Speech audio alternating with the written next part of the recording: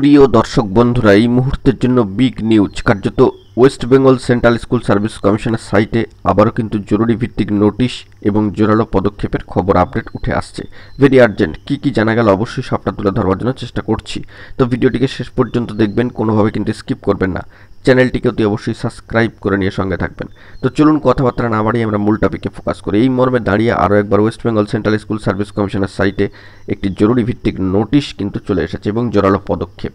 অবশ্যই আপনারা সেটি অন স্ক্রিনে দেখতে পাচ্ছেন। The West Bengal central school service commission important notice regarding category details.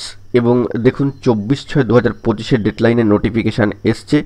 বাঁদিকে ওপরে রয়েছে কিন্তু মেমো নাম্বার। অত্যন্ত গুরুত্বপূর্ণ, এখানে কতগুলি পয়েন্টে এই বিষয়গুলিকে ক্লিয়ার করা হয়েছে ইম্পর্টেন্ট নোটিশ দিয়ে। এবং ক্যাটাগরি ডিটেলস সংক্রান্ত বিষয়, যেখানে ওবিসি এ বি একটা কিন্তু বড় ফ্যাক্টর সেই মর্মে। তো having regard to order which may be passed in special leave petition, diary number দিয়ে দেওয়া রয়েছে state of West Bengal versus Amal Chandra Das and others, filed in the honourable Supreme Court of India arising out of judgement.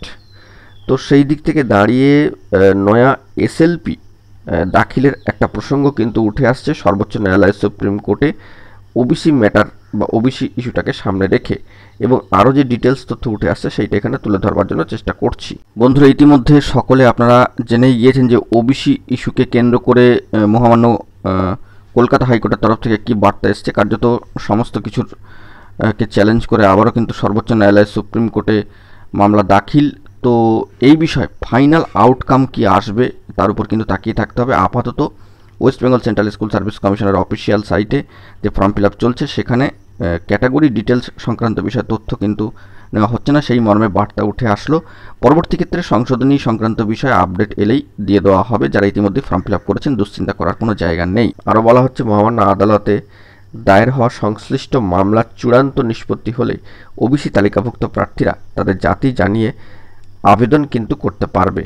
General প্রার্থীদের আবেদন পূরণ করতে হলে কিন্তু 500 টাকা দিতে হচ্ছে এই মুহূর্তে দাঁড়িয়ে।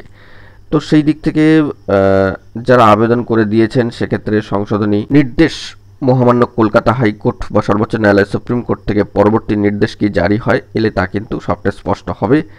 এবং এক্ষেত্রে ফর্ম ফিল আপের জন্য কিছুটা সময় পোর্টালে কিন্তু একটু সমস্যা হচ্ছিল, পুনরায় কিন্তু তা আবার স্বাভাবিক একটু করে হয়ে যাবে।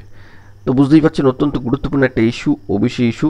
তো এই মুহূর্তে দাঁড়িয়ে ইম্পর্টেন্ট নোটিশ কিন্তু জারি হলো West Bengal central school service কমিশনের অফিসিয়াল সাইটে। তো দুশ্চিন্তা করার কিছু নেই, দেখা যাক পরবর্তী ক্ষেত্রে কী আপডেট উঠে আসে।